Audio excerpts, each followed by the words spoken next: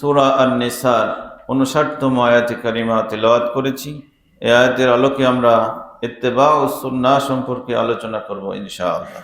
বিশ্বনবী হযরত মুহাম্মদ সাল্লাল্লাহু আলাইহি ওয়াসাল্লাম যে পদ্ধতি অনুসারে ইসলাম পালন করে দেখিয়েছেন সাহাবীদেরকে, এবং সেই পদ্ধতির উপরে সাহাবীরা আমল করেছেন, সেই অনুসারে ইসলাম পালন করার নাম হচ্ছে ইত্তেবা ও সুন্নাহ।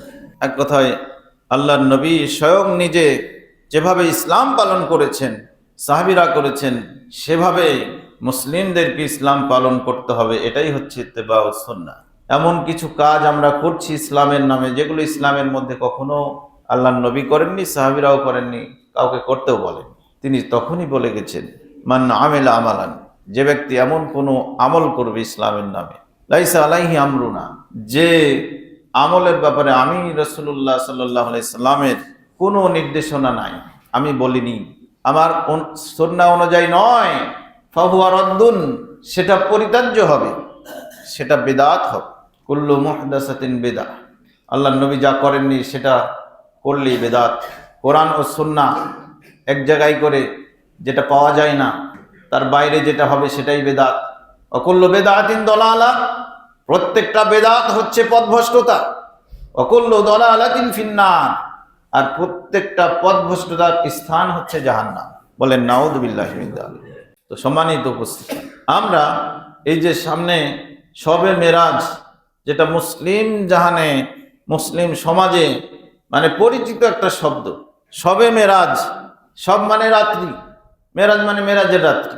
এই শবে মেরাজকে লক্ষ্য করে যে ইবাদতগুলো আমরা করি, রাত জেগে সালাত আদা করি, দিনের বেলায় সিয়াম রাখি, আরো যা ইবাদত বন্দেগী করি, এই ইবাদত বন্দেগীগুলো আল্লাহর নবী করেছেন, সাহাবীরা করেছেন, এমন কোনো প্রমাণ পাওয়া যায় না। তাহলে শবে মেরাজের যে আমলগুলো করছেন, আপনি মনে করছেন যে এই আমলটা ভালো, সালাত আদা করছি, অসুবিধা কি, আমি কোরআন তেলাওয়াত করে রাত কাটাবো, সমস্যা কি?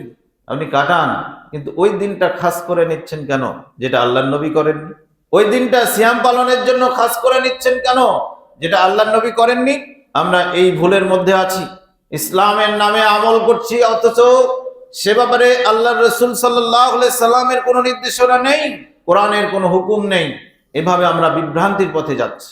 শবে মেরাজ কেন্দ্রিক যতগুলো আমাদের সমাজে আমল চালু আছে, এর একটি আমলও আল্লাহর নবী করেননি, সাহাবীরাও করেননি। তাহলে আমরা কেন করছি? আমরা নিজেরা বানিয়ে নিচ্ছি। আমরা দিবস পালন করতে খুব প্রিয়, পছন্দ করি, যে কোনো দিবস পেলেই হলো, সেই দিবস পালন করা নিয়ে ব্যস্ত।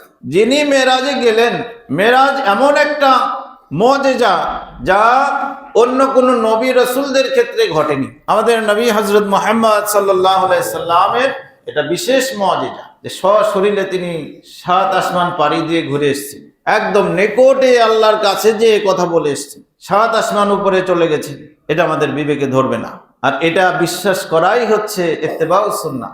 যখন মক্কায় সবচাইতে ইসলামের প্রতিকূল অবস্থান, যখন মক্কায় মুশরিকরা সরব ইসলামের বিরুদ্ধে, আবু জাহেল বলছে মুহাম্মদ পাগল হয়ে গেছে, উতবা সাহেবা বলছে সে একজন কবি, আরেকজন বলছে মুহাম্মদ জাদুকর, এরকম মিথ্যা রটনা তারা করছে। এই সময় আল্লাহর নবী সকালবেলায় উঠে বললেন, আজকে আমি এই মক্কা থেকে বাইতুল মাকদাস গেছি ফিলিস্তিন, আর ফিলিস্তিন থেকে ৭ আসমান পাড়ি দিয়ে সিদরাতুল মুনতাহা পর্যন্ত যে আল্লাহর সাথে কথা বলে এই আমলগুলো নিয়ে এসেছি। কি আমল? বিশেষ আমল ছিল ৫ ওয়াক্ত সালাত। এবার যারা পাগল প্রমাণ করার জন্য লেগে পড়েছিল, আবু জাহেল, উতবা সাইবা সহ মুশরিকরা, তাদের প্লাস পয়েন্ট হয়ে গেল যে এবার মুহাম্মদকে পাগল বানানোর জন্য আর কোনো প্রমাণের দরকার নাই, এটাই যথেষ্ট। তারা প্রচার শুরু করে দিল শোনা মাত্র, যে দেখো আমরা এতদিন পাগল বলেছি, তোমরা বিশ্বাস করনি, এখন মুহাম্মদ কি পাগলামি করছে, কি পাগলের প্রলাপ বকছে, তোমরা এই কথাগুলো কি বিশ্বাস করবা? যারা নতুন কেবল মুসলমান হয়েছে, এখনো ঈমান পাকাপোক্ত হয়নি, তারা ধাঁধায় পড়ে। এটা কিভাবে সম্ভব? এক রাত্রির মধ্যে ফিলিস্তিন যেতেই তো 1 মাস সময় লাগে। ফিলিস্তিনের পথ সে সময় মক্কা থেকে 1 মাসের, এক রাত্রিতে দিন চলে গেলেন, আবার চলে আসলেন 2 মাসের পথ। আবার ওখান থেকে নাকি 7 আসমান, যে সময় উড়োজাহাজ ছিল না, যে সময় কোনো আকাশযান ছিল না। বিশ্বাস হবে? পাকা ইমানদাররা বলেছে। কে বলেছে? আল্লাহর নবী বলেছে। তাহলে কথা ঠিক আছে। আবু বকরকে খুঁজে বের করেছে। আবু বকর নেতা ছিলেন সমাজের। আবু জাহেল বলে, আবু বকর এবার বিশ্বাস করবা তোমার বন্ধুর কথা? বলে কি কথা? বলে মুহাম্মদ বলেছে আজকের রাত্রে এতগুলো ভ্রমণ করে এসেছে। আবু বকর শুধু বলছেন তিনি কি বলেছেন? বলে হ্যাঁ বলেছে, চলো প্রমাণ করাবো। বলে যদি বলে থাকে না, আমি আবু বকর বলছি কথাটা সত্য। সুবহানাল্লাহ।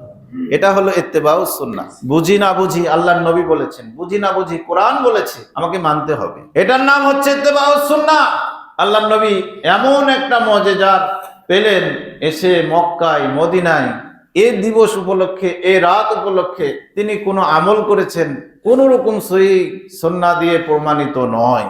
আর সেটাকে আমরা পরবর্তীতে মাত্র একশো বছর থেকে বা 150 বছর থেকে এটাকে চালু করে নিয়েছি। ইবাদত, বন্দেগী, নামাজ, রোজা, দান খয়রাত অনেক কিছু করছি। এই সবগুলো কুল্লু বিদআতিন দালাল। প্রত্যেকটা আমরা উদ্ভাবন করেছি আল্লাহর নবীর কথার সাথে মিলান। মান আমিলা আমালান লাইসা আলাইহি আমরুনা, যে এমন কোন আমল করবে যে ব্যাপারে আমাদের কোনো নির্দেশনা নাই, ফাহুয়া রাদ্দুন, সেটা পরিত্যাজ্য, সেটা অগ্রহণযোগ্য। সুতরাং এই ইবাদত বন্দেগী যারা আমরা করি না বুঝে, তারা আজ থেকেই ত্যাগ করবে। বলেন ইনশাআল্লাহ। আগে মনে নিয়াত করতে হবে যে আমি আল্লাহ এবং তার রাসূলের সুন্নাহ অনুসারে, আল্লাহর নির্দেশ, রাসূলের সুন্নাহ এ অনুযায়ী আমি ইসলাম পালন করতে চাই। এই ইচ্ছা পোষণ মনের মধ্যে করতে হবে, এই আকীদা নিজের মনের মধ্যে নিয়ে আসতে হবে। তবে আপনি সঠিক পথে কেবল এক ধাপ দিবেন।